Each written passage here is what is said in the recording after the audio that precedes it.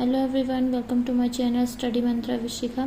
CTET का notification out हो चुका है और इसकी फॉर्म की लास्ट डेट जो है वो है आपकी 16 अक्टूबर और एग्ज़ाम डेट है आपकी दिसंबर में। तो हम साइंस का सिलेबस डिस्कस कर लेते हैं। साइंस का सिलेबस वही है जो अभी पिछले पेपर में भी था, वही सेम सिमिलर साइंस का सिलेबस है, जिसमें आपका 20 मार्क्स का कंटेंट से आएगा और 10 मार्क्स का आपका पैडागोजी से आएगा।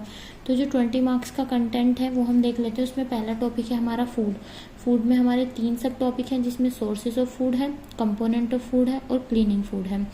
दूसरा टॉपिक है हमारा मटेरियल में क्या है, मटेरियल ऑफ डेली यूज़, जो मटेरियल डेली में यूज़ किया जाता है वो।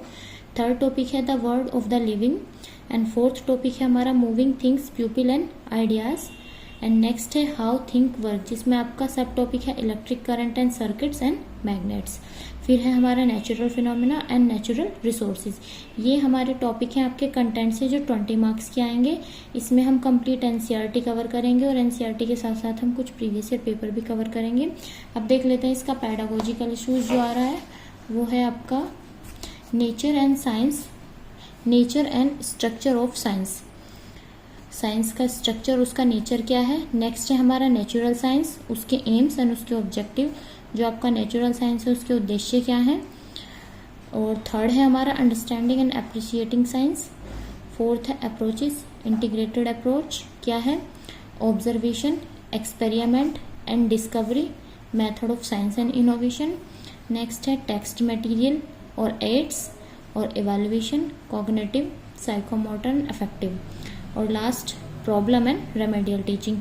अगर हम बात करें पैडागोजिकल इशूज़ की, अगर आपने सीडीपी अच्छे से कवर किया हुआ है तो ये 10 मार्क्स का आप उसमें अच्छे से कवर अब उसी से हो जाता है। अदर से हमें पढ़ने की ज़रूरत भी नहीं पड़ती है, क्योंकि ये जो पॉइंट है ना आपके remedial teaching, evaluation, cognitive, psychomotor, affective domain और टीचिंग एड्स, क्या क्या एक्सपेरिमेंट्स हैं, क्या इंटीग्रेटेड अप्रोच हैं, और ये अंडरस्टैंडिंग एंड अप्रिसिएटिंग साइंस तो खैर उसका टॉपिक नहीं है सीडीपी का, बट काफ़ी जो टॉपिक है वो आपके सीडीपी से ही कवर हो जाते हैं, अलग से पढ़ने की ज़रूरत नहीं पड़ती।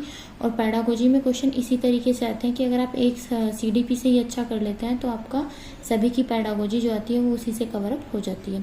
ये हमारा साइंस का सिलेबस है और कोई ज़्यादा टफ नहीं है। अगर हम एनसीईआरटी ही कवर करते हैं, बेसिकली इसमें एनसीईआरटी से ही पूछा जाता है, अगर हम एनसीईआरटी कवर अप कर लेते हैं तो बाकी कंप्लीट पेपर हमारा उसी से निकल जाता है, ऐसा नहीं है। ओके, अगर आपको वीडियो अच्छी लगे तो प्लीज़ चैनल को लाइक करें और सब्सक्राइब करें। Thank you.